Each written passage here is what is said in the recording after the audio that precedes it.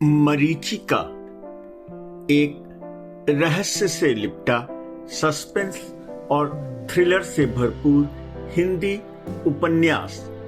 लेखक सुकेश कुमार श्रीवास्तव। प्रस्तुत है भाग 5।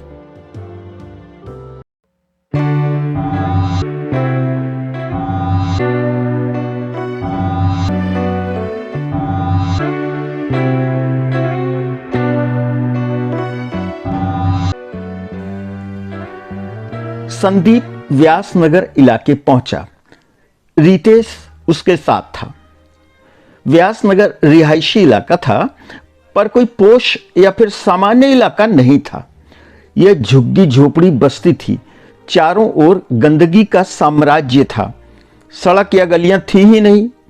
बीच बीच में आने जाने का रास्ता था, जो काले कीचड़ जैसे पानी से भरा था। कहीं कहीं एकदम रास्ते से हटकर कोई झोपड़ी आ जाती थी, तब घूमकर उसे पार करना पड़ता था। यह कम से कम 100 झोपड़ियों की बस्ती रही होगी। पर एक बात थी, बस्ती में 2-3 हैंडपंप दिख रहे थे और लकड़ी के खंभे लगाकर तार दौड़ा दिए गए थे। यानी बस्ती में बिजली पानी की निम्नतम सुविधा थी। शायद यह बस्ती में 200-300 वोट होने का कमाल था। क्या हम पहुंच गए महाराज? रितेश ने नाक पर रुमाल लगाए हुए पूछा। कहां पहुंचना है हमें? संदीप ने प्रत्युत्तर में पूछा। नर्क में, जहां आप हमें लेकर आए हैं महाराज। नर्क? और यह महाराज क्या है? संदीप समझा नहीं। पर पहले हमारा न्याय तो कर देते यमराज महाराज। पहले हमें चित्रगुप्त जी महाराज के पास ले चलिए। शायद हमारा पुण्य का स्कोर ज्यादा हो। तुम्हें यह नर्क लग रहा है? यार, इससे ज्यादा क्या नर्क हो सकता है? रितेश ने सामने के कीचड़ को कूदकर पार करते हुए कहा।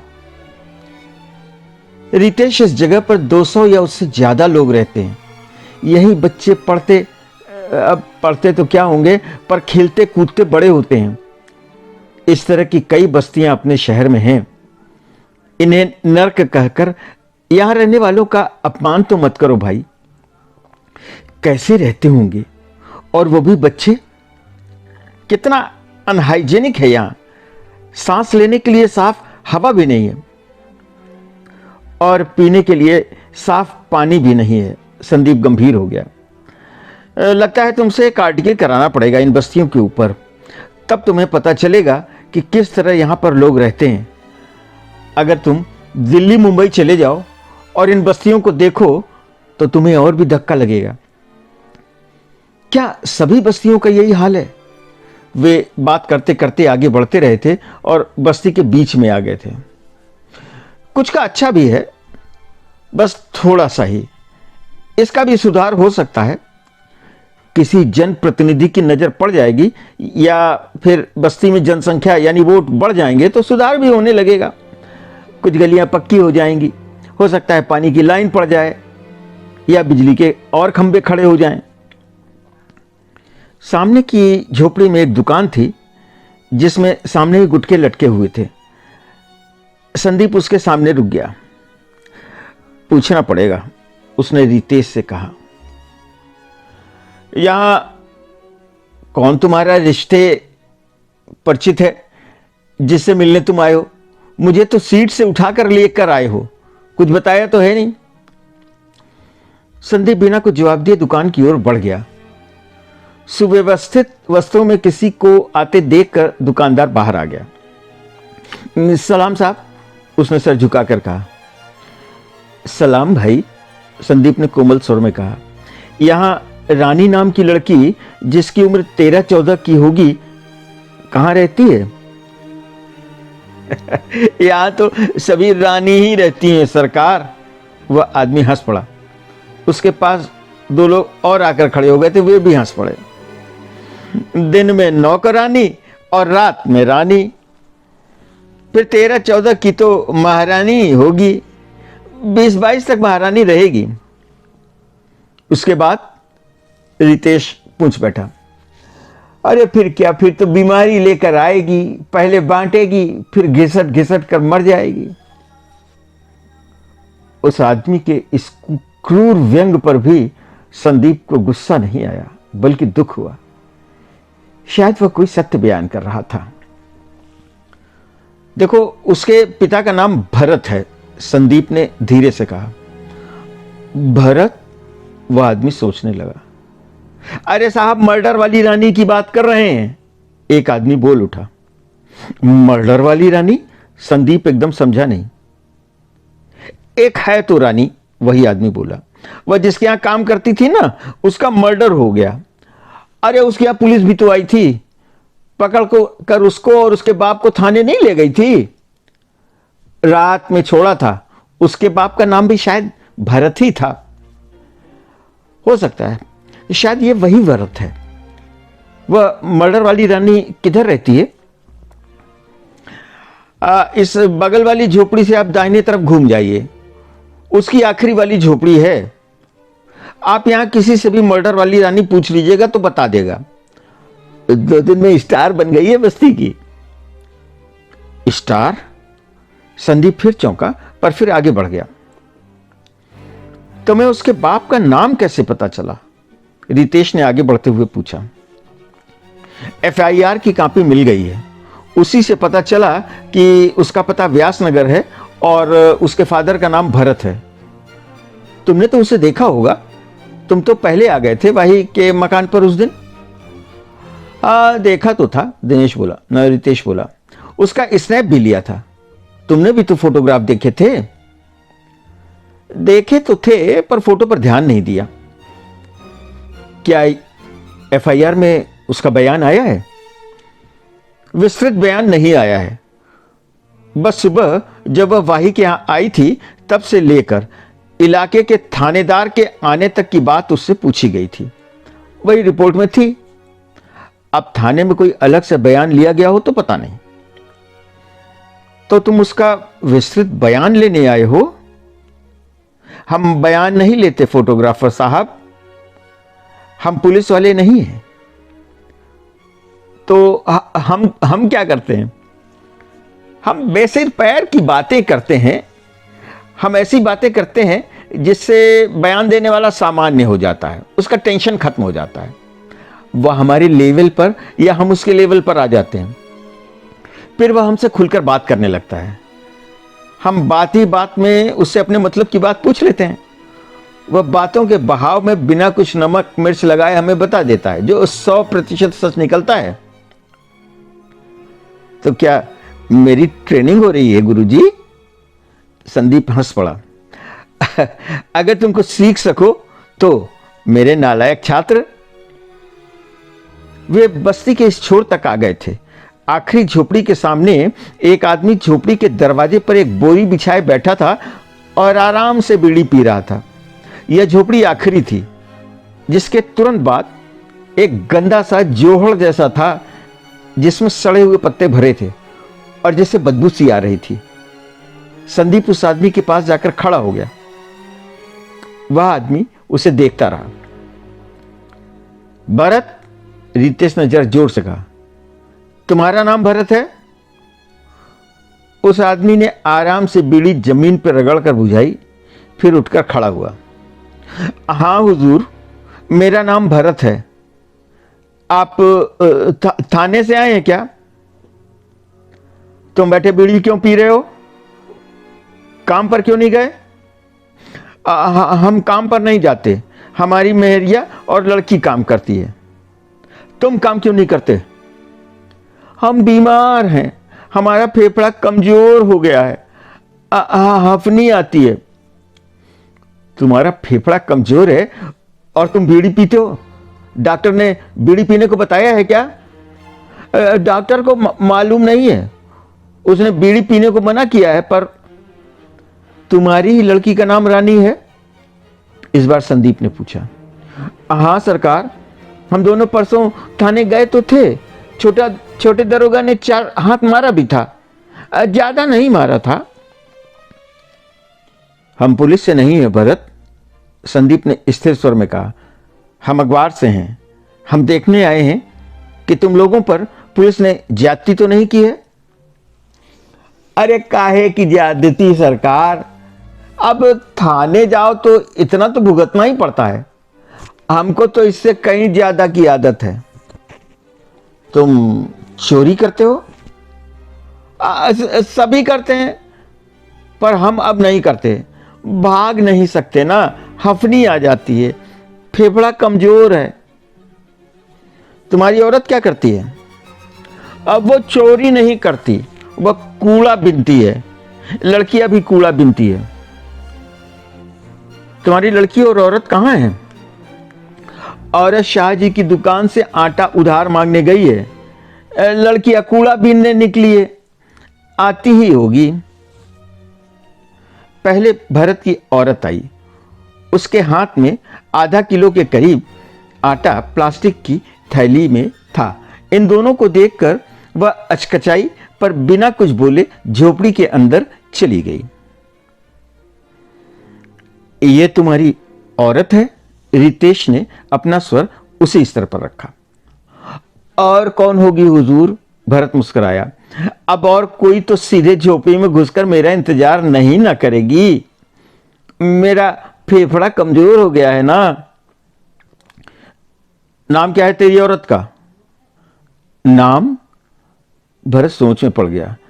नाम तो कुछ था, पर मैं भूल गया। मेरा फेफड़ा।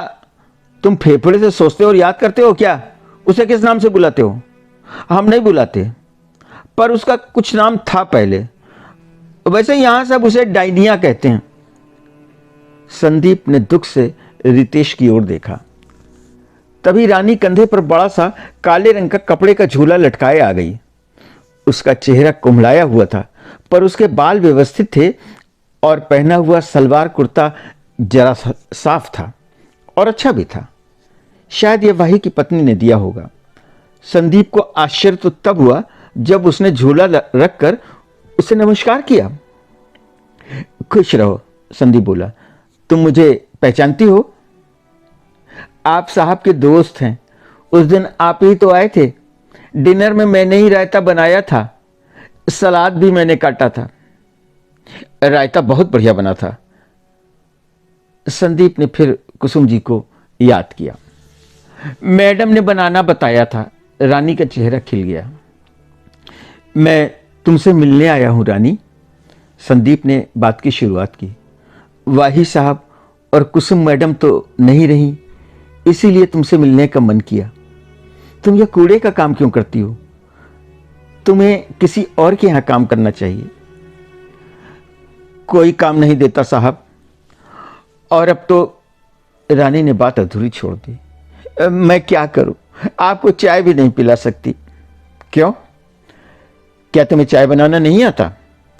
चाय बनाना तो मैम ने सिखा दिया था। वे कहती थी मैं चाय अच्छी बनाती हूं। पर यहां क्या, यहां ना चाय की पत्ती है ना ही चीनी है। दूध तो कभी आता ही नहीं है। आग तो है ना? रानी हंस पड़ी। हाँ, आग तो है। तो चलो और सब चलकर ले आते हैं। वो जो दुकान है वहां तो मिल जाएगा। चाय की पत्ती और चीनी तो मिल जाएगी, पर दूध का पता नहीं है। अरे नींबू ले आएंगे। मैंने देखा था कुछ आलू प्याज रखे था।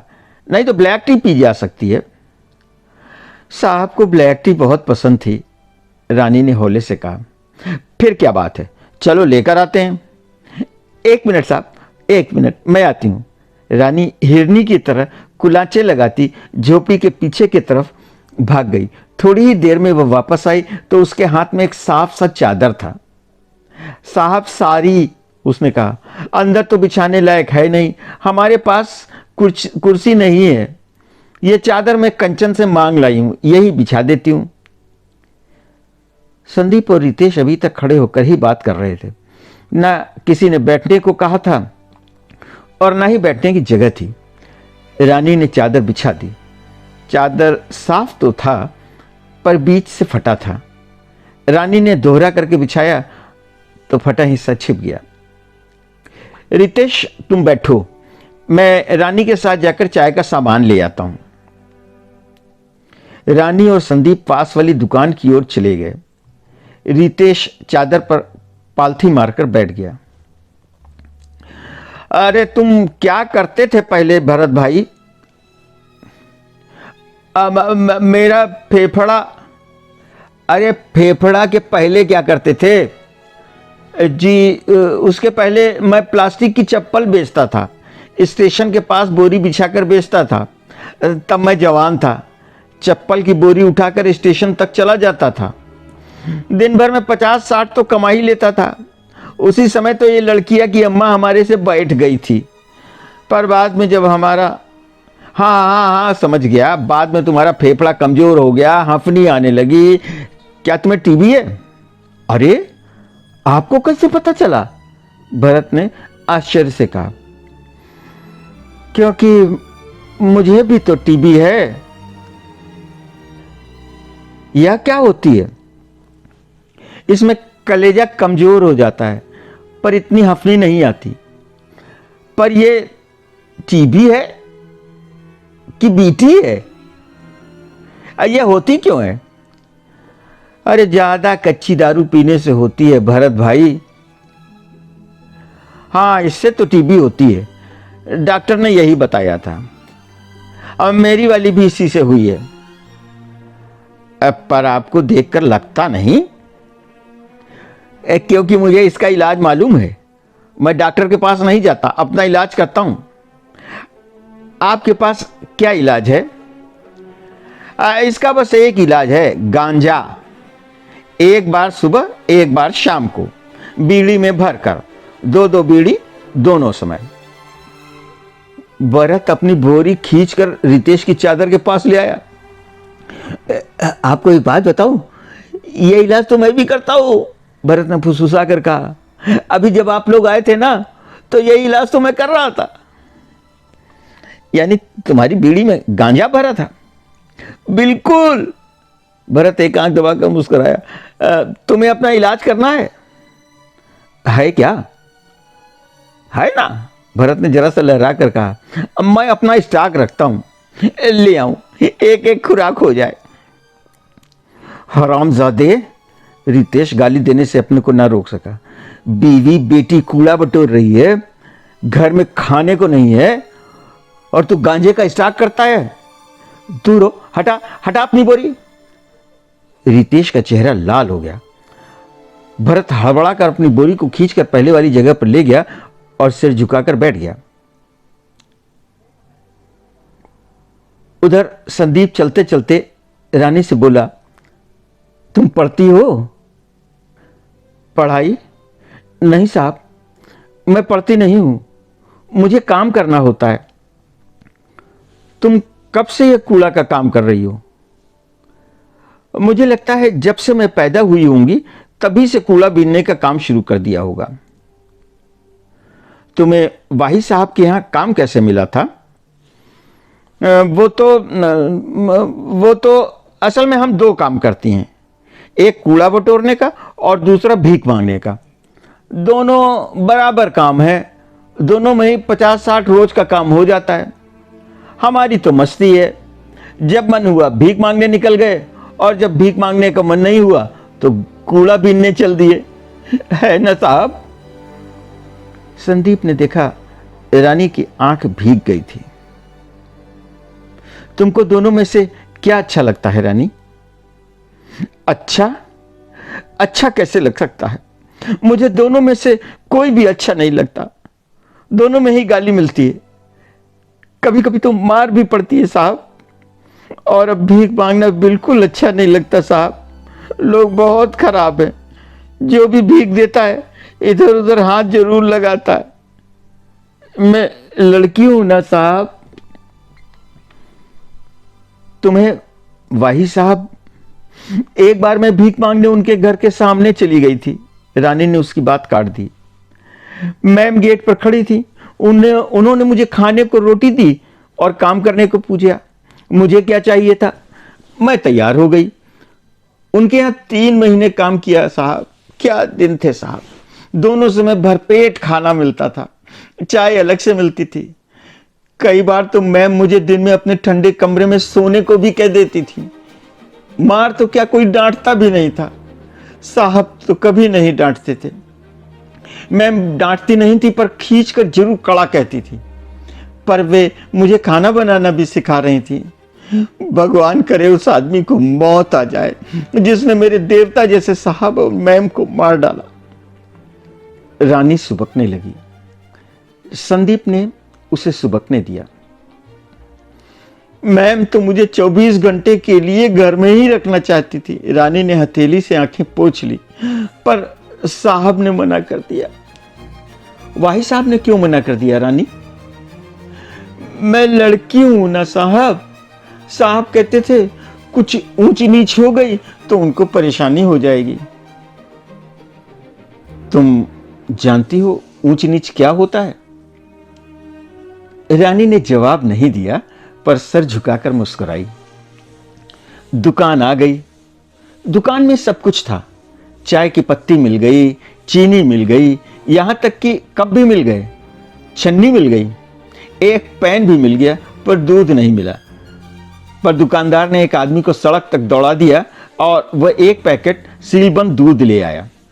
संदीप ने 5-5 किलो दाल चावल आटा के साथ हल्दी नमक भी ले ली। संदीप ने भुगतान किया और रानी आश्चर्य से देखती रही। तुमको क्या अच्छा लगता है रानी? वापसी करते हुए संदीप ने पूछा। मुझे तो बस भरपेट खाना मिल जाए तो वही सबसे अच्छा लगता है। इसके अलावा और मेरा मन अच्छे अच्छे कपड़े पहनने को करता है। मैम ने मुझे 2 सेट सलवार कुर्ता दिलवाया था। पुराना नहीं था, नया दिलवाया था।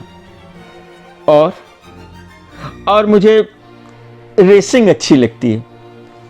रेसिंग? तुम जानती हो?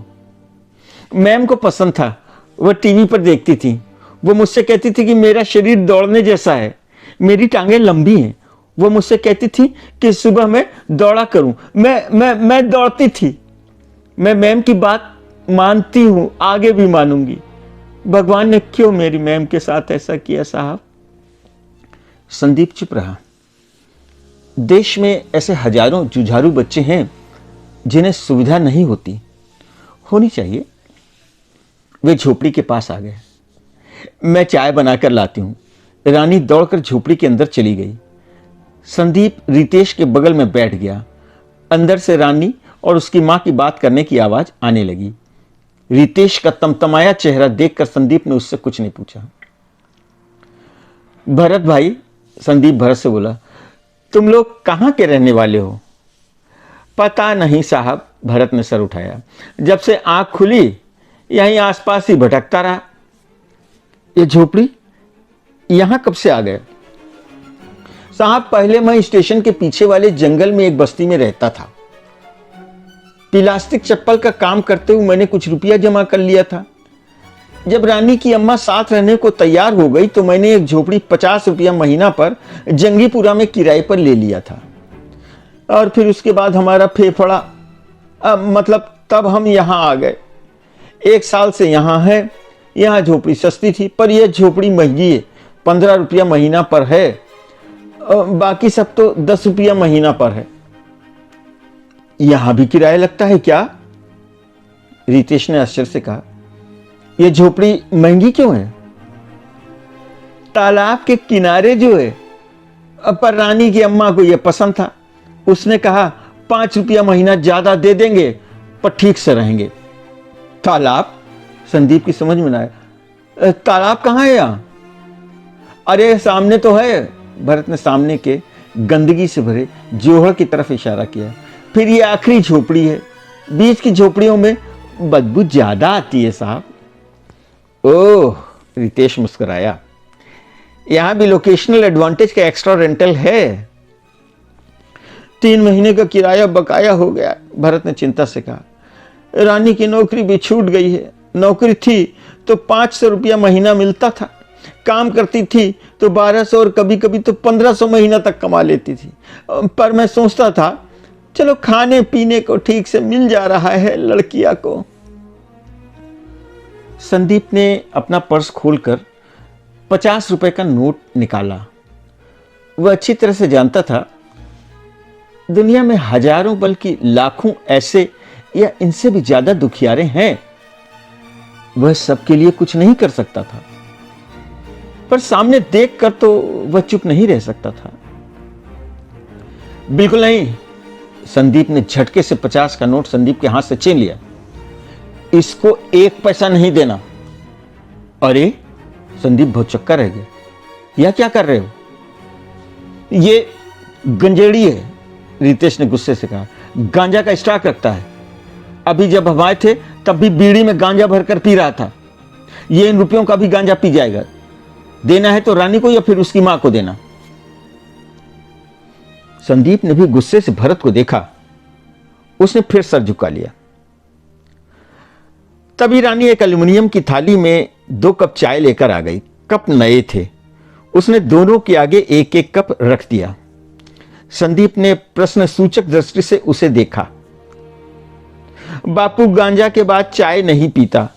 हम बाद में रोटी के साथ चाय पिएंगे, मजा आएगा। आप पीजिए। संदीप ने कुछ नहीं कहा। उसने एक कप उठा लिया। रितेश ने हाथ नहीं बढ़ाया। तभी रानी की अम्मा भी बाहर आ गईं। उसके हाथ में 2 कथरी जैसी थी। उसने दोनों कथरी भरत के पास रख दी और आकर संदीप के पैर छूने का प्रयास किया। अरे रे, ये आप क्या कर रही हैं? संदीप उठकर खड़ा हो गया। आपने हमारे 20 दिन के खाने का इंतजाम कर दिया है साहब। उसकी आंखों में आंसू आ गया। आपके मन में दया है। आप बैठ जाइए। संदीप ज्यादा कुछ कह ना पाया। यह कुछ नहीं है, सब ठीक हो जाएगा, भगवान पर भरोसा रखिए। वह औरत आंख पोंछते हुए जाकर भरत के बगल में एक कथरी पर बैठ गई। रानी, मुझे तुमसे कुछ पूछना है बेटी, संदीप ने कोमल स्वर में कहा। तुम भी बैठ जाओ। जी साहब। रानी जाकर एक कथरी उठा लाई और चादर की बगल में डालकर बैठ गई। संदीप जी ने भी बैठकर अपना कप उठाया। रितेश ने कप की तरफ हाथ अभी भी नहीं बढ़ाया था। बताइए साहब। रानी शांत थी। क्या पूछना है? वैसे मैंने पुलिस को तो सब बता ही दिया था। नहीं, वो बात नहीं है, संदीप बोला। मैंने बताया तो था कि हम पुलिस से नहीं, हम तो अखबार से हैं। मुझे मालूम है, जब आप आने वाले थे तो मैम ने बताया था। अच्छा ये बताओ, उस दिन जब मैं वापस चला आया था उसके बाद क्या हुआ था? उसके बाद क्या होना था साहब, देर तो हो ही गई थी। उस दिन मैंने वहां नहीं खाया था। मैम ने मेरा खाना मुझे ले जाने को दे दिया था और मैं खाना लेकर आ गई थी। दूसरे दिन सुबह मैं 4 बजे उठ गई थी। आधा घंटा पीछे के मैदान में दौड़ लगा कर जब मैं वहां गई तो कई बार घंटी के बजाने के बाद भी दरवाजा नहीं खुला। बगल के खन्ना साहब को मैंने जाकर बताया। उन्होंने भी आकर घंटी बजाई पर दरवाजा नहीं खुला। उन्होंने पुलिस बुला ली। उन्होंने पीछे का दरवाजा तोड़कर आकर दरवाजा खोला। मैं तो बाहर बरामदे में ही खड़ी रही। फिर पता चला साहब और मैम साहब को किसी ने मार डाला है। मुझे रोना आ गया। पुलिस वालों ने मुझे वही बरामदे में ही बिठा दिया। फिर एक पुलिस का सिपाही मेरे साथ आया और बापू को भी साथ लेकर थाने लेकर आ गया। हम दोनों शाम तक वहीं बैठे रहे। फिर एक बड़ा अफसर आया और उसके बाद फिर हम वापस आ गए। रानी ने अपने हिसाब से विस्तार से बताया। पुलिस ने तुमसे क्या पूछा? वे बार बार मुझसे यही पूछ रहे थे कि क्या मुझे मालूम था कि साहब लोग अपने कमरे का दरवाजा बंद करके नहीं सोते थे। मैंने बता दिया था कि मुझे मालूम था। फिर वे जोर देकर पूछते रहे कि यह बात मैंने किसी और को तो नहीं बताई थी। मैं किसको बताती? मैंने मना कर दिया। बापू बार बार जाने के लिए कह रहे थे, इसलिए एक बार एक सिपाही जी ने 2-3 डंडा इन्हें मारा। उन्होंने एक बार चाय भी पिलाई थी। तुम्हें कैसे मालूम था कि वाही साहब व कुसुम मैम सोते समय दरवाजा अंदर से बंद नहीं करते थे? क्या तुम कभी रात में वहां रुकती भी थी रानी? 2 बार मैं रात में वहां रुकी थी। एक बार मैम ने कथा रखी थी और सबका खाना किया था, तब उन्होंने मुझे रात में रोक लिया था। उस दिन मैं बाहर वाले कमरे में सोई थी। दूसरी बार साहब को बाहर जाना था और मैम को बुखार था। उस दिन मैम वाले कमरे में मैं जमीन पर सोई थी। रात में मैं जब कमरे का दरवाजा बंद करने लगी तो बंद नहीं हो रहा था। दरवाजे के बीच वाली कुंडी बंद ही नहीं हो रही थी। तब मैम ने बताया कि वो खराब हो गई थी, सो हम दरवाजा भिड़ा कर सो गए थे। हो सकता है तुमने अपने किसी दोस्त या सहेली से कभी इसका जिक्र किया हो। रितेश बोला, मेरा कोई दोस्त नहीं है, रानी ने सहूलियत से कहा। मेरी सिर्फ 2 सहेलियां हैं जिनके साथ मैं कूड़ा बीनने या फिर भीख मांगने जाती हूँ। उनसे ऐसी बात नहीं होती। फिर यह कोई ऐसी बात थी भी नहीं साहब, मेरी किसी से बात नहीं हुई। छोड़ो इसे, संदीप ने जल्दी से कहा। अच्छा एक बात बताओ, कुछ दिन पहले से सोच कर बताना, कोई खास बात जो तुमने नोट की हो, जो तुम्हें अजीब लगी हो। रानी सोचने लग गई। ऐसा कुछ तो याद नहीं आ रहा है, उसने सोचकर कहा। सब कुछ वैसा ही चल रहा था। वाहिद साहब के यहाँ आने जाने वाले कैसे लोग होते थे? बहुत कम, रानी तुरंत बोली, बल्कि ना के बराबर। एक आध आते भी थे तो साहब किसी को अंदर नहीं लाते थे, गेट के बाहर या फिर बरामदे में ही बात कर लेते थे। 1-2 बार कोई दोस्त आए थे जो बाहर वाले कमरे में बिठाकर उनको चाय पिलाई थी साहब ने। कोई लंबा सा 20-22 साल का दुबला पतला लड़का या आदमी कभी आया तो नहीं था? नहीं, रानी ने तुरंत कहा। बताया तो कोई नहीं आता था, ऐसा कोई आदमी नहीं आया। तुम वहां काम क्या क्या करती थी? संदीप ने चाय खत्म करके कप एल्युमिनियम की थाली में रख दिया। सुबह से रात तक का पूरा बताओ। मैं बताती हूं, रानी ने बताना शुरू किया। मैं सुबह 6 बजे पहुंच जाती थी। सबसे पहले झाड़ू उठाकर सफाई शुरू करती थी। मैं मुड़ जाती थी पर साहब सोते रहते थे। पूरे मकान में झाड़ू लगाते लगाते तक में साहब उठ जाते थे। तब उनके कमरे में भी मैं झाड़ू लगाती थी, फिर पोछा लगाती थी। सुबह की चाय मैम बना देती थी। पोछा लग जाने के बाद मैम मुझे भी चाय देती थी। फिर मैं बर्तन साफ करती थी। बर्तन साफ करने के बाद मैं सब्जी काटती थी और आटा गूंथती थी। तब तक मैम एक लिस्ट बना देती थी, मुझे पढ़कर सुना भी देती थी। मैं अपने से थोड़ा थोड़ा पढ़ लेती थी। मैं झोला लेकर बाजार चली जाती थी। सब्जी और हल्दी धनिया जैसी चीज ले आती थी। बड़ी व भारी चीज होती थी तो परचून वाले का लड़का आकर दे जाता था। मैं वापस आती थी तो या तो साहब थाने जा चुके होते थे या फिर जाने को तैयार होते थे। उसके बाद मैम और मैं नाश्ता करते थे। कभी आलू भरे पराठे होते थे तो कभी पूरी या फिर ब्रेड। उसके बाद हम किचन में लग जाते थे। मैम खाना बनाती थी और मैं उनकी सहायता करती थी। खाना बनाने के बाद मैम 1 घंटा आराम करती थी या फिर हम दोनों टीवी देखते थे। फिर मैम खाना खाती थी और अपने कमरे में सोने चली जाती थी। मैं भी बाहर वाले कमरे में दरी बिछाकर सोती थी। मैम 4 बजे उठती थी। शाम की चाय मैं बना कर देती थी। फिर मैं दिन के बर्तन साफ करती थी और फिर हम रात का खाना बनाते थे। साहब को आने में देर होती थी पर मैम मेरा खाना 8:30 तक दे देती थी और मैं 9 बजे तक कमरे में अपने घर पर आ जाती थी।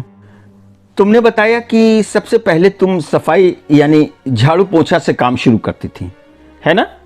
संदीप ने पूछा। जी साहब, रानी ने सर हिलाया। पूरे मकान में झाड़ू पोछा लगाती थी? मेरा मतलब हर कमरे में? कमरों में भी, बाहर बरामदे में, अंदर आंगन में भी। तुम्हारे साहब के स्टडी रूम यानी जिसमें हम डिनर के पहले बैठे थे, उस कमरे के बगल में एक कमरा है ना, याद है? अरे याद क्यों नहीं साहब, रानी मुस्कुराई। उस कमरे में एक डबल बेड पड़ा था पर उस कमरे में कोई सोता नहीं था, वह ऐसे ही रहता था। बस कभी कभी छुट्टी के दिन जब साहब दिन में ज्यादा काम करते थे तो उसी में सो जाते थे। तुम बिस्तरा झाड़ कर साफ भी करती रही होगी? रोजाना साहब, मैम हर हफ्ते उसका चादर बदलवा देती थी। अब जरा ध्यान से सोच कर बताना, उस बेड पर तकिया था या नहीं? इसमें सोचना क्या है, तकिया था। उसका गिलाफ लाल रंग का फूल वाला था। कितने तकिए थे? संदीप ने सांस रोक कर पूछा। कितने? तकिए तो 2 ही होते हैं। 2 ही थे। पक्का? संदीप ने दोबारा पूछा। 2 तकिए थे साहब। रानी परेशान हो गई। ओह, संदीप ने गहरी सांस छोड़ी। क्या हुआ साहब? रानी ने पूछा। रितेश भी संदीप को आश्चर्य से देख रहा था। कुछ नहीं। संदीप उठ गया। क्या तुम सच में ही तेज दौड़ लेती हो?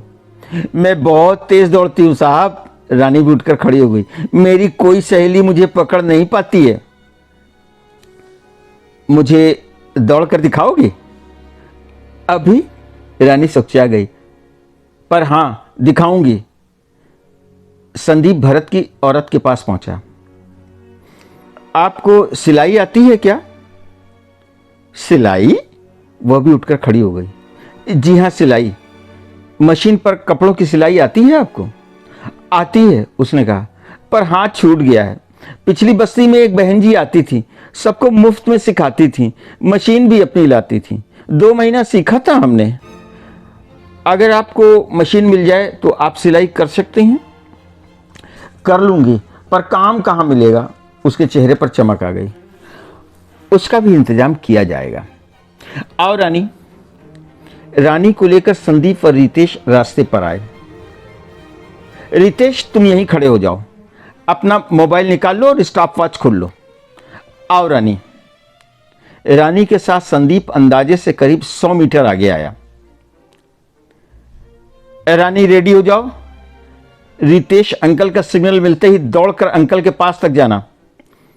फिर उसने जोर से कहा, रितेश, स्टॉप वॉच रेडी हो जाए तो सिग्नल दे देना।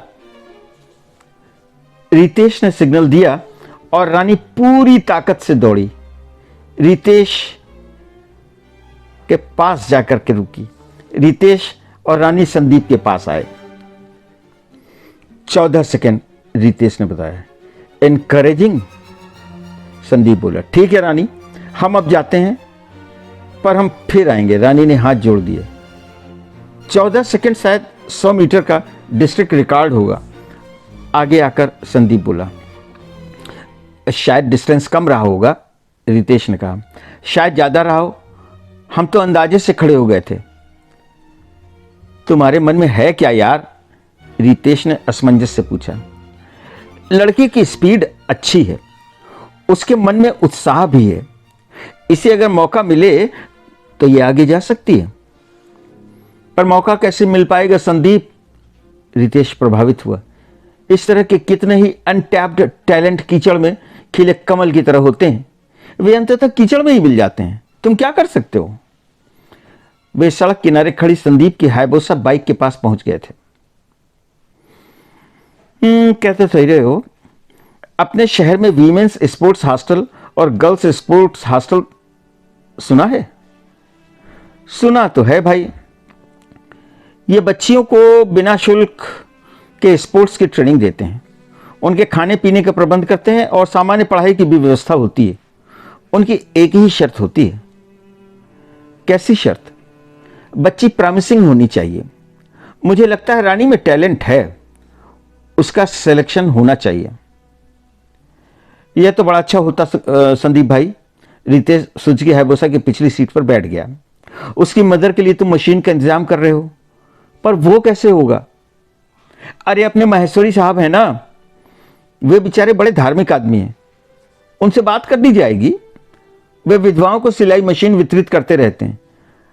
अभी पिछले महीने ही तो उन्होंने कार्यक्रम किया था। सना जी मुख्य अतिथि थे, मैं भी गया था। पर वे तो विधवाओं को ना, होने वाली विधवाओं का भी उन्हें ख्याल करना चाहिए, संदीप ने मुस्कुराकर कहा और बाइक का स्टार्ट बटन दबा दिया। चलो, रानी और उसकी मां का तो सामाजिक कल्याण होगा, भरत का क्या करोगे? उसका कुछ नहीं हो सकता। संदीप ने एक घुमाव देकर बाइक बढ़ा दी। जो आत्महत्या करने के लिए तैयार बैठा है, उसका क्या किया जा सकता है? उसको रिहैबिलिटेशन सेंटर भेजना चाहिए। पर अपने शहर में चैरिटेबल कहां है? प्राइवेट इतना महंगा है कि हम तुम भी नहीं ले सकते। अब तुम कहां चल रहे हो? जब बाइक सड़क पर आ गई तो रितेश ने पूछा। कछार। यह क्या हुआ? चलो, आज तुम्हें सेवतिया का कछार दिखाता हूं। अब ये कछार देखकर क्या होगा? यह भी कोई देखने की जगह है? वहां मुझे ज्ञानू से मिलना है। ज्ञानू से मिलकर क्या होगा? कौन है यह ज्ञानू? ज्ञानू से मेरी मुलाकात कल्लन कराएगा। यार संदीप, तुम्हारी यही आदत बहुत खराब है, बात को सीधे नहीं बताते हो। कौन है ये कल्लन और ज्ञानू? वो इसलिए कि तुम पूरा ध्यान नहीं रखते हो, बात को समझने की कोशिश नहीं करते हो, तुम्हें बैकग्राउंड नहीं पता है। अब पूरी कहानी तो सुना नहीं सकता, बस ये समझ लो कुछ सूत्र मिले हैं जिन्हें मिलाने की कोशिश कर रहा हूं। तुम बैकग्राउंड बताते ही कहां हो? बताता हूं। अभी पिछले केस में मुंबई में उस घाटकोपर वाले मकान में रात रात भर बैठकर डिस्कस नहीं करता था। तो मैंने भी तो उस केस में मेहनत की थी ना। हाँ, तुमने शानदार काम किया था, खासकर वो जो तुमने आर्टिस्ट से तस्वीर बनवाई थी, वो लाजवाब काम था। चलो ठीक है, रितेश प्रसन्न हो गया। मैं अभी सीख रहा हूं। बाकी का रास्ता चुपचाप बीता, क्योंकि सुजुकी हाइबोसा ने 120 की रफ्तार पकड़ ली थी। अब वे शहर के बाहर आ गए थे। वह सामने नदी का किनारा दिखाई दे रहा था। नदी से करीब 200 मीटर दूर से पक्की शानदार सड़क थी। थोड़ी ही देर में वे बस्ती में आ गए। संदीप ने रफ्तार कम कर दी। यार, बड़ी तेज चलती है तुम्हारी ये नई बाइक, रितेश कहे बिना न रह सका। ये क्या रफ्तार है? संदीप बाइक चलाते हुए मुस्कुराया। वाही के साथ मैंने इसे 200 पर चलाया था। तुम इधर जा कहाँ रहे हो? सेवतिया थाना, संदीप ने कहा और बाइक थाने के सामने रोक दी। सामने संतरी खड़ा था। संदीप ने बाइक किनारे लगाकर लॉक कर दिया। साहब हैं? उसने संतरी से पूछा।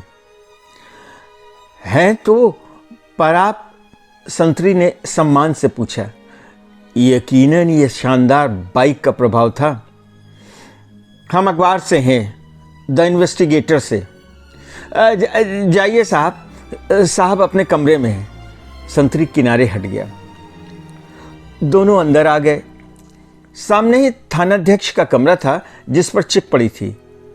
थानाध्यक्ष जगदीप धनखड़ थे। संदीप ने चिक हटाई। थानाध्यक्ष धनखड़ ने नजर उठाकर देखा। गुड मॉर्निंग, संदीप ने कहा। मैं Sandeep, chief crime reporter the investigator से। ये हमारे साथी रिपोर्टर हैं रितेश। आइए जनाब। धनखड़ के चेहरे पर मुस्कुराहट आ गई। आपको कौन नहीं जानता? आपसे मुलाकात नहीं हुई थी, पर आपका नाम मैं जानता हूं। क्या हो गया? कोई बड़ी घटना हो गई क्या? बैठिए। कोई घटना नहीं हुई है इंस्पेक्टर साहब। संदीप भी अपनी प्यारी मुस्कान के साथ बैठते हुए बोला। हमारा आप लोगों का तो साथ रहता ही है। कई दिनों से सोच रहा था आपसे मुलाकात करने को। आज इधर से गुजर रहा था तो सोचा मिल लिया जाए। क्या हाल है? मैं इंस्पेक्टर नहीं हूं जनाब, धनखड़ ने कहा। मैं सब इंस्पेक्टर हूं, पर आप मुझे जगदीप या फिर धनखड़ कहें। आप भी ये जनाब अपने एसपी के लिए रख लीजिए, मुझे संदीप ही कहें। धनखड़ जोर से हंसा। अच्छा, चाय मंगाता हूं। धनखड़ ने एक सिपाही को बुलाकर चाय के लिए कहा। दरोगा जी, दरअसल मैं वाही मर्डर केस पर काम कर रहा हूं। संदीप सीधे काम की बात पर आया। आप इस केस के बारे में तो जानते ही होंगे। ओह, धनखड़ गमगीन हो गया। वाही साहब मेरे सीनियर थे। मेरी दूसरी पोस्टिंग सराय थाना में थी, वे इंचार्ज थे। उनसे बहुत सीखा था मैंने। कौन सोच सकता था कि एक सीनियर दरोगा का भी ऐसे मर्डर हो सकता है। जिस दिन वाही का मर्डर हुआ, उससे एक रात पहले उसने मुझे डिनर पर बुलाया था। संदीप भी गमगीन था। अच्छा, तो वो रिपोर्टर आप थे? धनखड़ ने आश्चर्य से कहा। मालूम तो था, पर आप ही वह रिपोर्टर हैं यह मालूम नहीं था। सिपाही चाय ले आया। इसीलिए मैं इस केस में खास दिलचस्पी ले रहा हूं। संदीप ने अपनी बात जारी रखी। वाही एक सुयोग्य पुलिसमैन और अच्छा दोस्त था। इंस्पेक्टर चंद्रा खुद इस केस को हैंडल कर रहे हैं, पर मैं भी मुझसे जो हो सकता है उनकी सहायता कर रहा हूं, और जब तक वाही के कातिल को फांसी नहीं हो जाती मैं चैन से नहीं बैठ सकता। संदीप का चेहरा लाल हो गया। आप बताइए संदीप जी, धनखड़ मेज पर आगे झुका, मैं इसमें क्या कर सकता हूं? देखिए, हमें 2 आदमियों की तलाश है, संदीप बोला। उसमें से एक का नाम कल्लन है। वही एक केस पर काम कर रहा था। वह आदमी उसके संपर्क में आया था।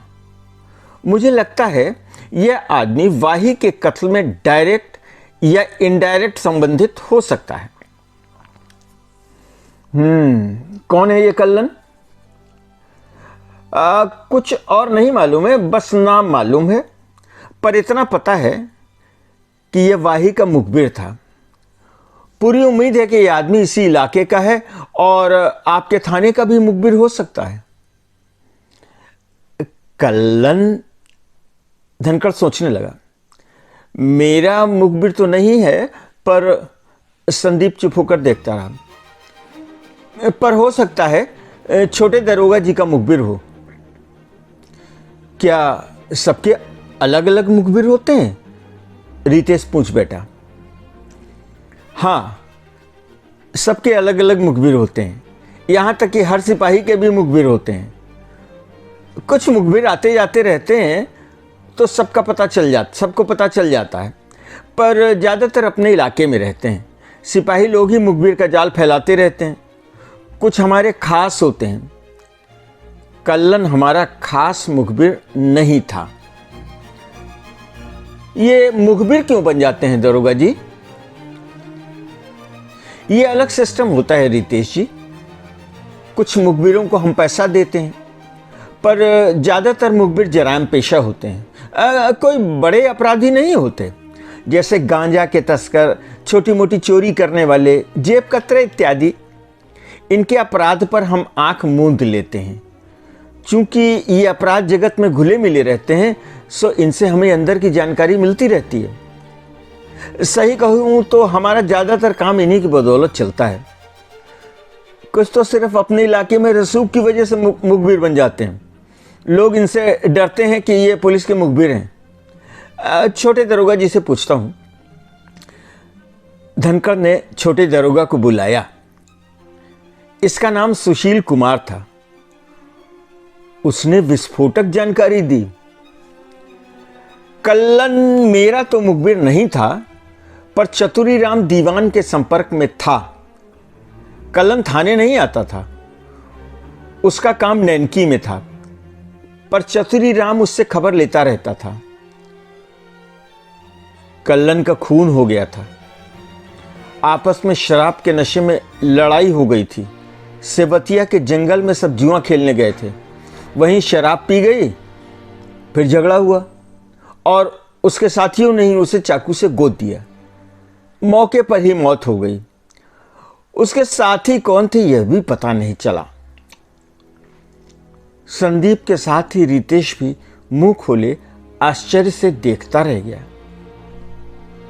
कुछ पता चला किसने मारा था कल्लन को? धनखड़ ने पूछा। यह हमारे थाने का मामला नहीं है, नैनकी का है, और कुछ पता नहीं चला है। और पता चलना भी क्या है, ऐसे मर्डर तो यहाँ खादर में होते ही रहते हैं। तो मैं चलूं जनाब, बाजार में कष्ट पर जाना है। ठीक है, जाओ। जरा सेठ महावीर से मिल लेना, वह कुछ कह रहा था। पर उसका तो हफ्ता आ चुका, मेरा मतलब उसका काम तो हो चुका है, पर मैं मिल लूंगा। सुशील कुमार ने जाने का उपक्रम किया। 1 मिनट दरोगा जी, संदीप ने उसे रोका। एक बात और बताते जाइए। क्या बात है सर? सुशील कुमार ने सम्मान से कहा। बड़े दरोगा जी के सामने कुर्सी पर बैठा व्यक्ति जरूर कोई बड़ा आदमी रहा होगा, या फिर बड़े विभाग से होगा। आज से 1 महीना पहले, या फिर 1.5 महीना, या हो सकता है 2 महीना हो गए हों, मुझे तारीख नहीं मालूम है, आपके थाने ने एक ज्ञानू कड़का नाम के आदमी को 3 बोतल अवैध शराब के साथ आपके थानेदार ने उठा लिया था, याद है? मैंने नहीं उठाया था किसी को, धनखड़ ने वितृष्णा से कहा। यह सब काम मेरा नहीं है। इलाके में सिपाही को भी थानेदार ही कहा जाता है। याद तो नहीं है, सुशील कुमार ने सिर खुजाया, पर रोजनामचे में दर्ज होगा। रोजनामचे में कोई एंट्री नहीं की गई थी, संदीप ने बताया। धनखड़ और सुशील कुमार एक दूसरे को देखकर मुस्कुराए। हो सकता है, उसे 2 दिन बंद रखा गया था। तीसरे दिन वाही इसी कल्लन के साथ आया था, तब आपने उसे छोड़ दिया था। अरे याद आ गया, धनखड़ उत्तेजना में उठकर खड़ा हो गया। वाही साहब के आने की याद है। यह तो करीब 1 महीना पहले की बात है। किसी को छुड़ाया था, अहमद उसे लाया था। बुलाओ अहमद को। सुशील कुमार खुद जाकर अहमद सिपाही को ले आया। उसने मान लिया कि बाजार के पीछे वाले मंदिर के पास रहने वाले ज्ञानू को वही पकड़ कर लाया था। वह शराब की तस्करी करता था। जाके उसे पकड़ कर ला, धनखड़ कड़का। 2 सिपाही और लेकर जाना। अहमद तुरंत गया और जल्दी ही वापस आया। क्या हुआ? धनखड़ बोला। लाया क्यों नहीं? भाग गया क्या? मर गया, अहमद ने मरे स्वर में कहा। कहीं से खा पी कर आया था, आते ही उल्टी दस्त होने लगे। आधा घंटा में मर गया। घर वाले शक कर रहे हैं कि उसे जहर दिया गया था। कब मरा ज्ञानू? संदीप ने धीरे से पूछा। अहमद ने तारीख बताई। कल्लन का मर्डर कब हुआ सुशील जी? संदीप अति गंभीर था। तारीख तो पता नहीं है, सुशील बोला। अरे तो पता करो ना, धनखड़ ने नाराजगी से कहा। नैनकी थाना में फोन लगाओ। सुशील ने फोन लगाया, तारीख पता की। वही तारीख थी जिस तारीख को ज्ञानू मरा था। चलता हूं धनखड़ जी, संदीप बोला। मैं फिर आऊंगा, आज ज्यादा हो गया, दिमाग की मशीन ठप होने लगी है। आप इतना परेशान क्यों हो गए संदीप जी? धनखड़ भी उठा।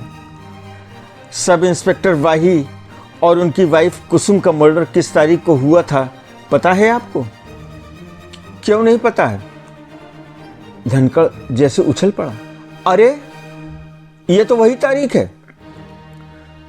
सुबह वाही और उसकी पत्नी का कत्ल हुआ, दिन में इन दोनों का कत्ल हुआ। क्या आपका दिमाग घूमा? इसका मतलब इन तीनों, मतलब चारों मर्डर आपस में संबंधित हैं। संयोग भी हो सकता है। चलता हूं। और रितेश? संदीप और रितेश जगदीप, धनखड़ और सुशील कुमार को अचंभित छोड़कर बाहर आ गए।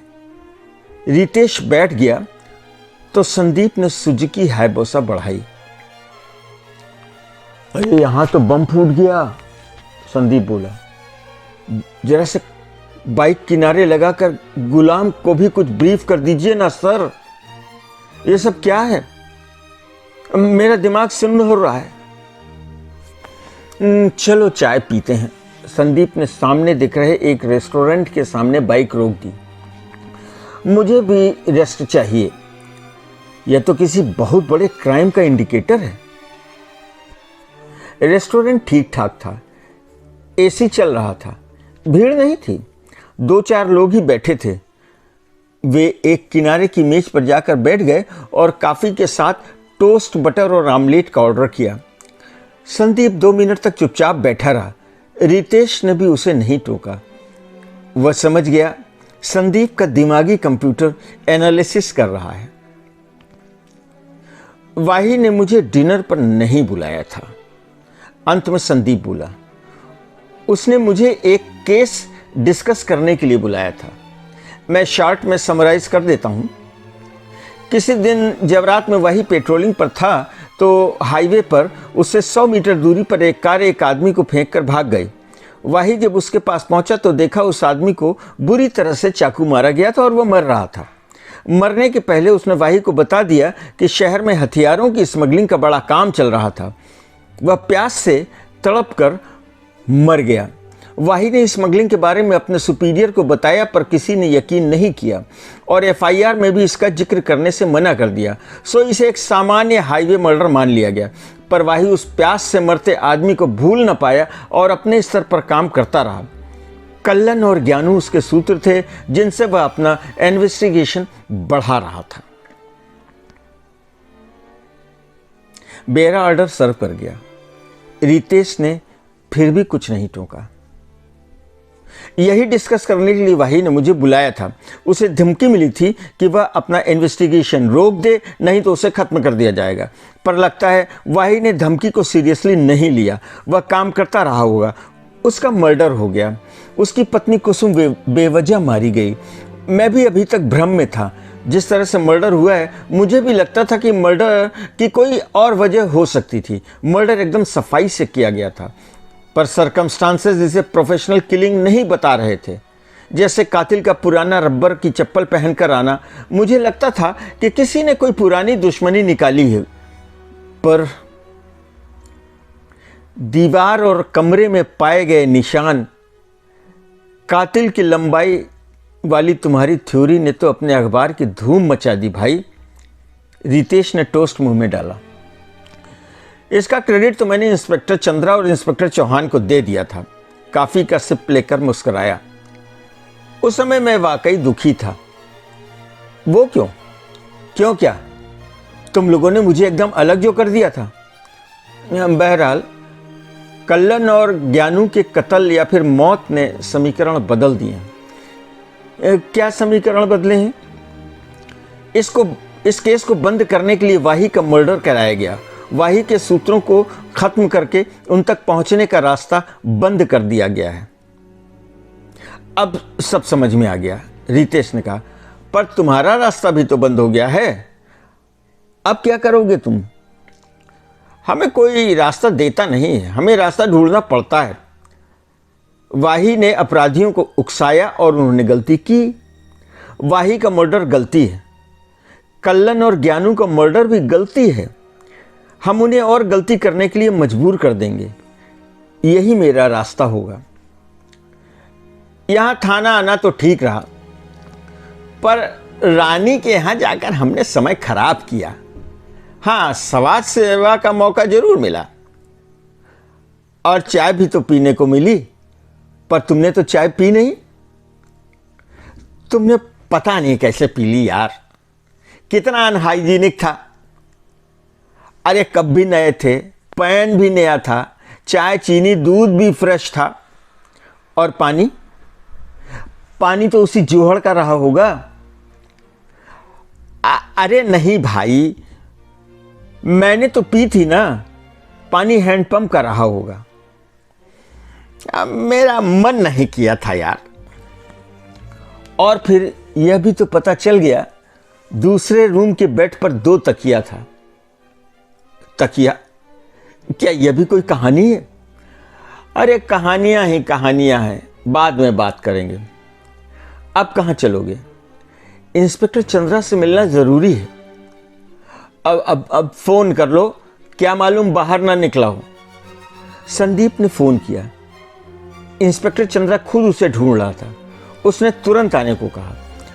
उसने इंस्पेक्टर चौहान को भी बुला लेने को कहा। संदीप ने फिर सुजुकी हायबोसा 120 पर दौड़ा दी। इंस्पेक्टर चंद्रा का ऑफिस बदल गया था। अब उसे क्रिटिकल क्राइम विंग का इंचार्ज बना दिया गया था। उसका office circle road police station में ही दूसरे तल पर था। इंस्पेक्टर चौहान अभी भी एल्फिंस्टन थाने का इंचार्ज था। यह बड़ा थाना था। यहां पहले सीओ इंचार्ज था। इंस्पेक्टर चंद्रा और इंस्पेक्टर चौहान दोनों ही काफी सीनियर इंस्पेक्टर थे। तुमने देख लिया था या अभी नहीं देखा है? रितेश ने बाइक से उतरकर बाल ठीक करते हुए पूछा। अरे क्या देख लिया था, बात पूरी बताया करो भाई। संदीप ने अपना हेलमेट बाइक में लॉक कर दिया। मैं जो फाइल और सामान वाही के लाकर से लेकर आया था उसकी बात कर रहा हूं। नहीं, अभी नहीं देखा है। अनुभव ने वाही के हाईवे मर्डर वाली फाइल के पासवर्ड को क्रैक कर दिया था, उसी को पढ़ रहा था। फाइल में भी तो वही होगा, इसलिए उसकी जल्दी नहीं थी। और सामान क्या था? एक पिस्टल थी, बढ़िया विदेशी पिस्टल, और एक सील्ड पैकेट था 1x1 का। वापस लौट कर देख लूंगा, आओ अब चलते हैं। दोनों सीढ़ियां चढ़कर प्रथम तल पर आए। चंद्रा साहब को बढ़िया ऑफिस मिला था, स्टाफ भी समुचित था। उसका कमरा बड़ा और सुसज्जित था, एसी चल रहा था, चौहान आ चुका था और दोनों पुलिस अधिकारियों के सामने कॉफी के मग रखे थे। आओ संदीप, इंस्पेक्टर चंद्रा ने स्वागत किया। संदीप ने चौहान को नमस्कार किया। उसने उठकर हाथ मिलाया। क्या चर्चा चल रही है जनाब? संदीप ने बैठते हुए पूछा। तुम्हारी ही चर्चा चल रही है, चंद्रा साहब ने बताया। क्या कर रहे हो तुम? अब कुछ कर तो रहा ही हूं, संदीप मुस्कुराया।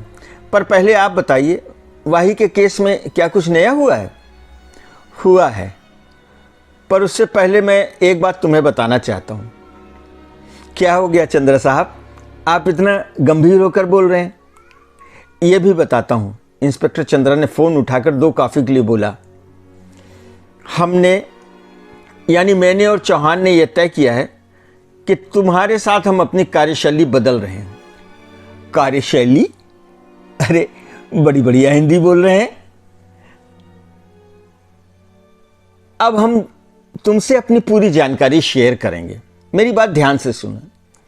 पुलिस इन्वेस्टिगेशन की डिटेल अगर तुम्हारी जानकारी में रहेगी तो तुम्हें अपना काम करने में आसानी होगी। हम जानते हैं कि शायद तुम्हें हमारी इतनी आवश्यकता ना हो, पर हमें तुम्हारी आवश्यकता होगी।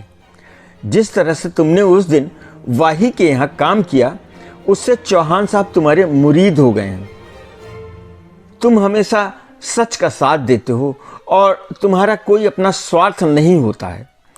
हमारी कोई कंडीशन भी नहीं है।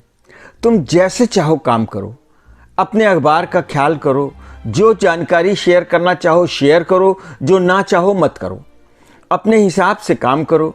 तुम कहते हो तुम्हारी जानकारी पर अखबार का पहला हक होता है, हम भी मानते हैं, पर हम तुम्हें विश्वास दिलाते हैं कि जो जानकारी तुम शेयर करोगे, जब तक तुम कह नहीं दोगे या फिर जब तक यह तुम्हारे अखबार में छप नहीं जाएगी, हम इसको ना तो डिस्क्लोज करेंगे और ना ही इस पर एक्ट करेंगे। सबसे पहले यही कहना था।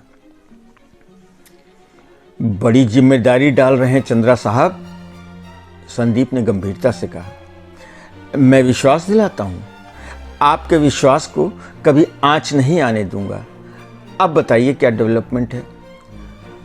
तुम पहले जो जानना चाहते हो पूछते जाओ, फिर मैं भी कुछ बताऊंगा जो तुम्हारी जानकारी में नहीं है। रामू का पता चला? रामू? अच्छा, वो नौकर जिसे मार पीट कर वाही ने निकाल दिया था? हाँ वही, लंबा दुबला वही नौकर गायब है। मतलब पता चल गया?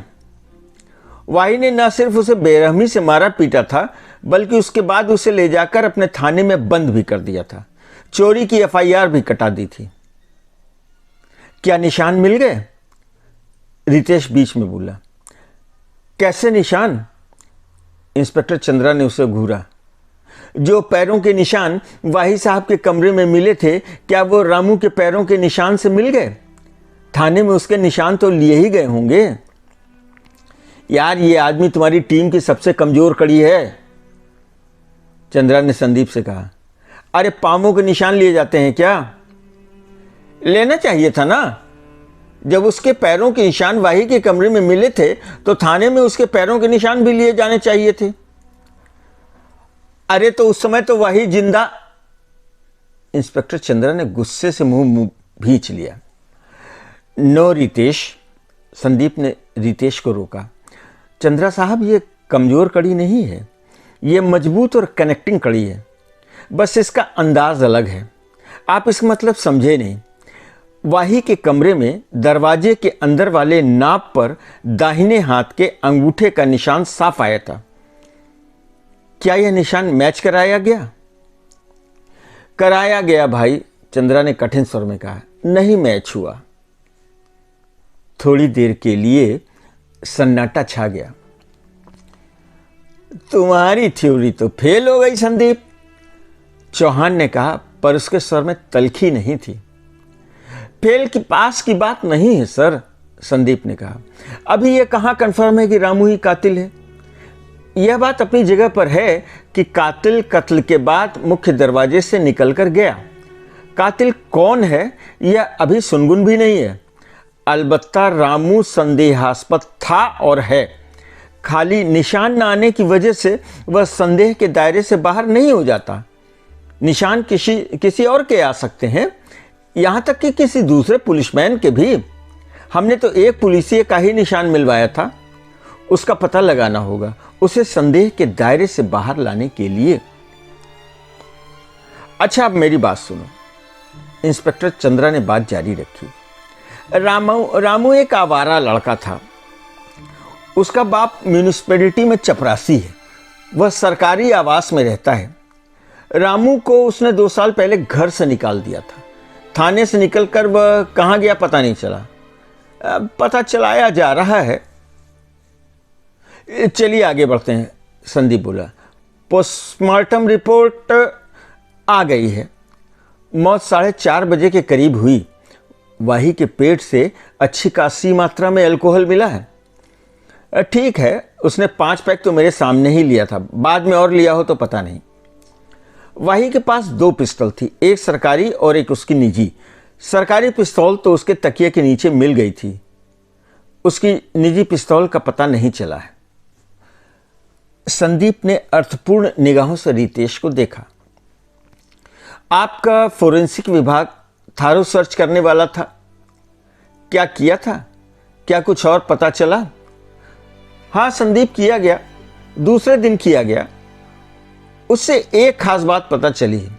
अब मैं बताता हूं। यह अत्यंत गोपनीय बात है। मैंने एसपी से भी बात की थी। वह भी सहमत थे कि इन बातों को तुमसे शेयर किया जाए। मेरी बात ध्यान से सुनना और अखबार में ना छापना।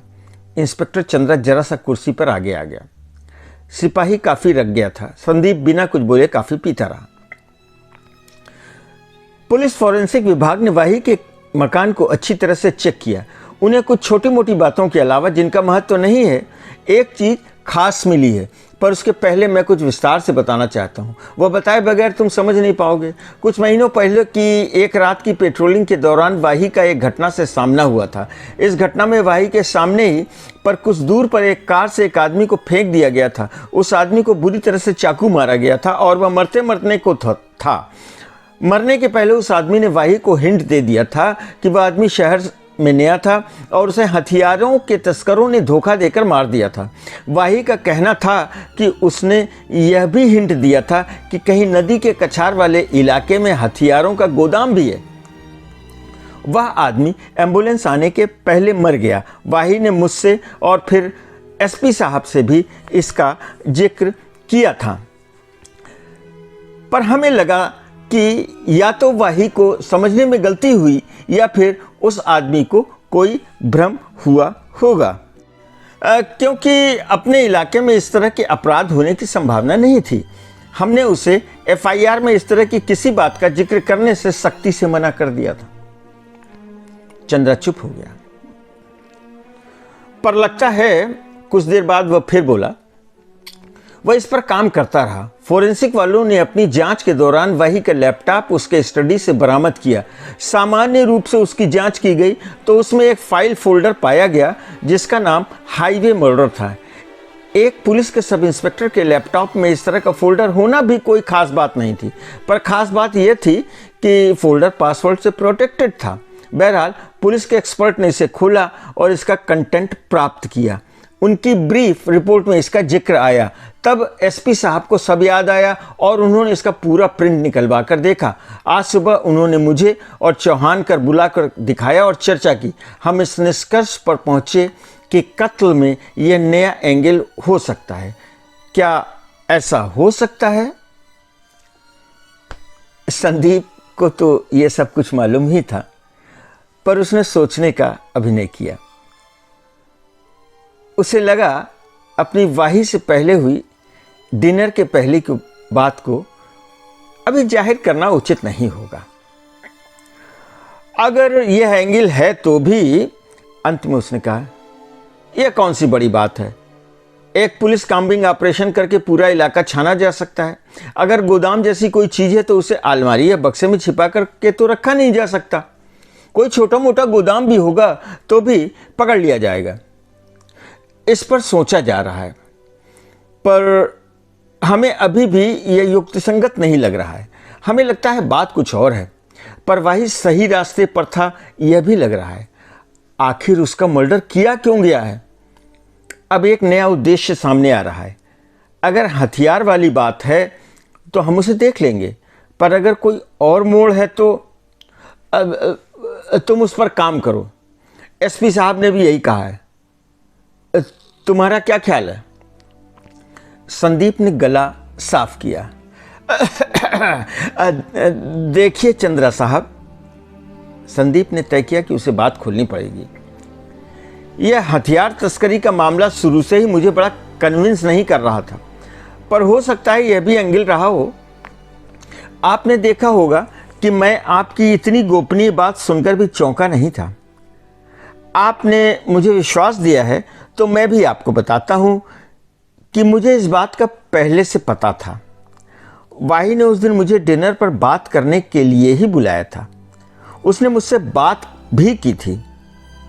वह और भी बात करना चाहता था जो पूरी नहीं हो पाई, देर हो गई थी। उसने दूसरे दिन या फिर बाद में पूरी बात करने के लिए कहा था। आपने जितनी बात बताई है उसमें मैं सिर्फ इतना ही जोड़ सकता हूं कि वाही ने बताया था कि मरते मरते हाईवे पर उस आदमी ने वाही को बताया था कि मेन आदमी या कोई खास आदमी जो अपराध कर रहा है उसका नाम कुल से शुरू होता है।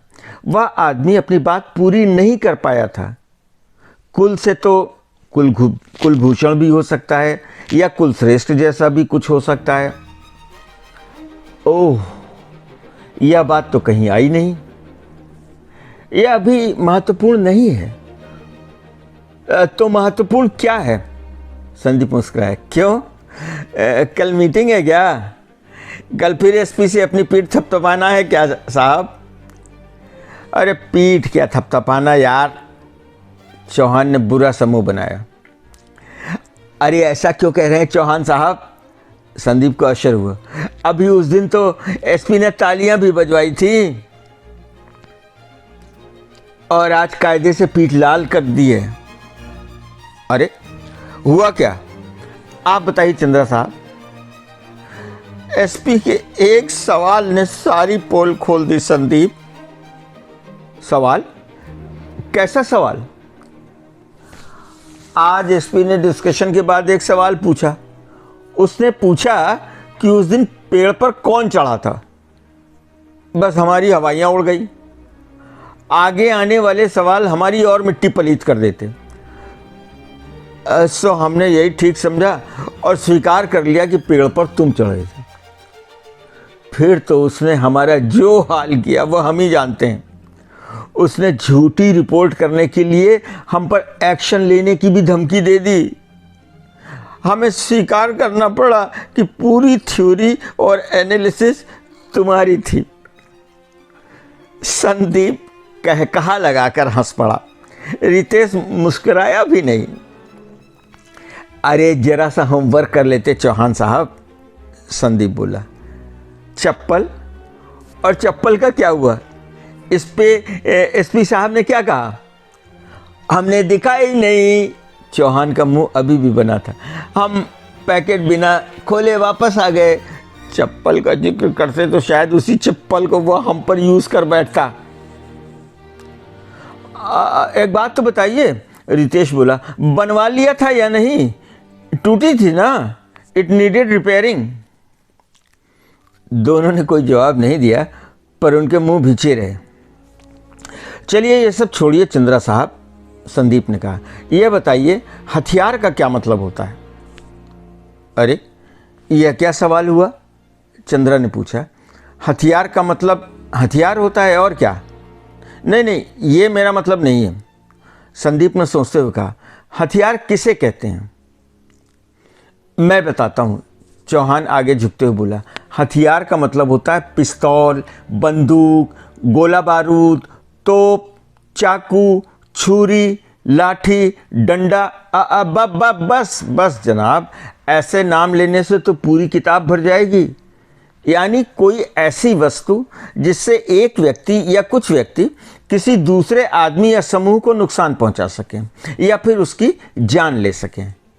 इसे इस तरह से भी कहा जा सकता है कि जिससे वह अपनी रक्षा कर सके। राइट? अब तुम्हारा कहना सही लग रहा है संदीप, इंस्पेक्टर चंद्रा ने स्वीकार किया। पिस्तौल, बंदूक, चाकू, छुरी जैसी चीजों के अलावा क्या और भी ऐसी कोई चीज हो सकती है? और क्या हो सकती है? नहीं हो सकती। वैसे अपनी इस मजबूत कड़ी से भी तो पूछ लो। हो सकती है, रितेश ने तुरंत कहा। गाली? नहीं रितेश, संजीव झुंझलाया नहीं। गाली ना तो घातक वार कर सकती है और ना ही रक्षा कर सकती है। यह पूर्व भूमिका होती है इन हथियारों के प्रयोग की। गाली किसी को गुस्सा दिलाने के लिए प्रयोग की जाती है। अगर किसी के गाली देने पर दूसरा शांत रहे, क्रोध ना करे, तो गाली का प्रयोग व्यर्थ हो जाता है। इसलिए इसे हथियार की श्रेणी में नहीं रखा जा सकता। और कुछ हथियार नहीं हो सकता, इंस्पेक्टर चौहान ने निर्णयात्मक स्वर में कहा। आपने बायोलॉजिकल वीपन के बारे में सुना ही होगा, संदीप बोला, जैसे कोरोना वायरस का निर्माण। यह संदर्भ की बाहर की बात है संदीप, चंद्र साहब ने तुरंत कहा। इसका रिलेवेंस नहीं है। और इंटरनेट वार? जब वार है तो इसके हथियार तो होंगे ही। यह भी वर्तमान में आउट ऑफ क्वेश्चन है। और केमिकल वेपन? ये सब तुम क्या कह रहे हो भाई? इंस्पेक्टर चेहरा ने खींच कर कहा। मैं जानता हूं तुम मजाक या हल्की बात नहीं कर सकते। तुम अपना मतलब स्पष्ट करो। मतलब यानी मंतव्य? वाह क्या शब्द है। संदीप अब मुस्कुराया। हथियार शब्द सुनते ही हम कूद कर पिस्तौल या बंदूक या राइफल पर पहुंच गए, पर अपने शहर को ध्यान में रखते हुए इस तरह के व्यापार को हम जस्टिफाई नहीं कर पा रहे हैं। इसीलिए मैं सोच रहा था कि क्या इसका कुछ और मतलब यानी मंतव्य हो सकता है? नहीं हो सकता भाई, इंस्पेक्टर चंद्रा ने जोर देकर कहा। एक आदमी जबलपुर से 40 लाख रुपए लेकर कोई वायरस, कोई नुकसान वाली गैस या फिर किसी प्रोग्राम की फाइल लेने नहीं आया हो सकता। वह यकीनन पिस्तौल बंदूक लेने आया होगा। अब तो ड्रग्स को भी हथियार की तरह ही प्रयोग किया जाने लगा है। संदीप अपनी बात कहता रहा। जबलपुर से आने वाला अनजान व्यक्ति कोई कैरियर हो सकता है, किसी के लिए काम करने वाला हो सकता है। ड्रग्स का एंगल आपके अभी कहे हुए सारे पैमानों पर खरा उतरता है। एक टुकड़ा है, चौहान ने पहली बार अक्लमंदी की बात की। उस मरते हुए आदमी ने वाही से साफ हथियार कहा था, ड्रग्स नहीं कहा था। अपने देश में ड्रग्स को ड्रग्स ही कहते हैं, हथियार नहीं कहते। अपने देश में क्या, पूरी दुनिया में ड्रग्स को हथियार नहीं कहा जाता। यह बात तो आपकी सही है चौहान साहब, संदीप ने स्वीकार किया। थोड़ी देर तक वे सभी अपने विचारों में गुम रहे। कुछ आप भी तो अपनी राय दें मजबूत कड़ी साहब, इंस्पेक्टर चंद्रा ने मुस्कुराकर रितेश से कहा। या आप सिर्फ श्रोता ही बने रहेंगे? संदीप ने भी रितेश की ओर देखा। मेरे पास कई आइडियाज़ हैं चंद्रा साहब, रितेश ने संजीदगी से कहा, पर मैं अपनी बहुमूल्य राय यहाँ नहीं देता जहाँ कद्रदान ना हो। हम आपकी राय की पूरी कद्र करेंगे, इंस्पेक्टर चंद्रा ने हंसकर कहा। आप अपनी बहुमूल्य राय दें तो सुनिए महाराज, रितेश श्री 1108 की बहुमूल्य राय, रितेश ने नाटकीयता से कहा। यह पूरा मामला संगम का है। संगम? चौहान भी हंस पड़ा। महाराज, आप गंगा जी के संगम से वापस आ जाएं, यहाँ हथियारों की बात चल रही थी। इंस्पेक्टर चंद्रा भी खुलकर हंसा। रितेश, अपनी बात पूरी करो। संदीप हंसा नहीं। मैं अब गंभीरता से समझाता हूं। रितेश अचानक वाकई गंभीर हो गया। अगर यह निखालिस हथियारों की तस्करी का मामला नहीं है तो यह ड्रग्स और हथियार का मिला जुला मामला हो सकता है। ड्रग्स और हथियार का चोली दामन का साथ होता है। जहां ड्रग्स का काम होता है वहां आग्नेयास्त्रों की भी ज़रूरत होती है, नहीं तो ड्रग्स का काम नहीं चल सकता। इसमें तो भयंकर मारकाट, खून, हत्या हो जाना साधारण बात है। जबलपुर से आया हुआ अनजान आदमी ज़्यादा पढ़ा लिखा रहा हो ऐसी संभावना नहीं है।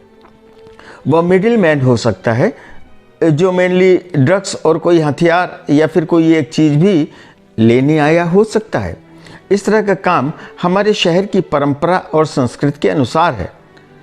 करोड़ों की ड्रग और कुछ हथियार किसी भी मकान में छिपाकर रखे जा सकते हैं। जगर्द रहमान, अचानक इंस्पेक्टर चौहान चौंक कर बोला। पहले उसे जग्गा पहलवान के नाम से जानते थे, बाद में तो जग्गा सेठ बुलाया जाने लगा था। वह पकड़ा गया था शायद एक बार। उसका बाप कहीं नैनकी के कछार के किसी गांव में रहता था। किस जुर्म में पकड़ा गया था चौहान साहब? संदीप का स्वर असामान्य रूप से शांत था। अब ये तो याद नहीं है, बहुत पहले की बात है। उस समय मैं सब इंस्पेक्टर था, नैनकी में ही सेकंड ऑफिसर था, पर यह नाम जाना बूझा था। अब पता कीजिए, संदीप बोला। क्या पता करें? किससे पता करें? चौहान अचकचाया। थाने से पता कीजिए। बहुत पुरानी बात है भाई। हो सकता है अभी भी जगर्द रहमान वही हो, अपना काम अभी भी जारी रखे हो। फोन तो कीजिए चौहान साहब। इंस्पेक्टर चंद्रा ने भी कहा। किसी से ना डरने वाला, अचानक रितेश बोला, जो अपने मोबाइल पर व्यस्त था। अरे कौन किसी से ना डरने वाला? रितेश ने चौंक कर पूछा। जगर्द का मतलब होता है निडर, अभी गूगल ने बताया है। यार मैंने तो यह नाम पहली बार सुना है, इंस्पेक्टर चंद्रा ने कहा। इंस्पेक्टर चौहान फोन रखकर वापस आया। जग्गा पहलवान अब वहां नहीं रहता है, उसने बताया। उसका घर नैनकी थाने के बसईपुर गांव में आता है। उसने करीब 12 या 15 साल पहले घर छोड़ दिया था। उसके माँ बाप दोनों मर गए। एक भाई और था जो पता नहीं कहाँ है। ऐसा सुना गया कि जग्गा पहलवान मुंबई चला गया। थाने में एक पुराना सिपाही मिल गया, वही जानता था, और किसी ने तो उसके बारे में सुना भी नहीं है। जब वह मुंबई चला गया था तभी उसके पहले वह पकड़ा गया था। उसके पास से 5 किलो गांजा बरामद हुआ था। उसका डिटेल थाने के रिकॉर्ड में होगा। गांजा? संदीप चौंका। यानी ड्रग कनेक्शन? गांजा ड्रग में आता है क्या? रितेश भी चौंका। गांजा तो इजीली अवेलेबल हो जाने वाली चीज़ है। गांव में भी पीते हैं और शहर में भी, बीड़ी सिगरेट में भर भर कर। नारकोटिक्स में आता है। इसको रखना, इसका व्यापार करना जघन्य अपराध है, चंद्रा ने बताया। उसका घर तो होगा, नाते रिश्तेदार तो होंगे, पता करना पड़ेगा। घर गिर भी गया होगा तो नाते रिश्तेदार तो होंगे ही। इस मैटर को यहीं छोड़ देते हैं। संदीप उठने लगा। यह एंगल हो सकता है। जगर्द का नाम तो संयोग से आ गया, फिर भी आपके पास अपने एसपी को बताने के लिए एक नई स्टोरी तो हो ही गई है, और कोई खास बात ना हो तो अब हम चलते हैं। फिर भी थाने को बोल दीजिए कि गुपचुप जग्गा पहलवान व उसके घर के बारे में पता करवा लें। खासकर क्या वह इधर यहाँ आता जाता रहा है? ये आदमी तुम्हारी कमज़ोर कड़ी नहीं है, चौहान भी उठा। लगता है इसके पास भी दिमाग है। ज़्यादा नहीं है सर, रितेश उठते हुए बोला। थोड़ा सा ही है, इसीलिए मैं हर बात में लगाकर इसे वेस्ट नहीं करता। इंस्पेक्टर चंद्रा और इंस्पेक्टर चौहान से हाथ मिलाकर वे नीचे आ गए।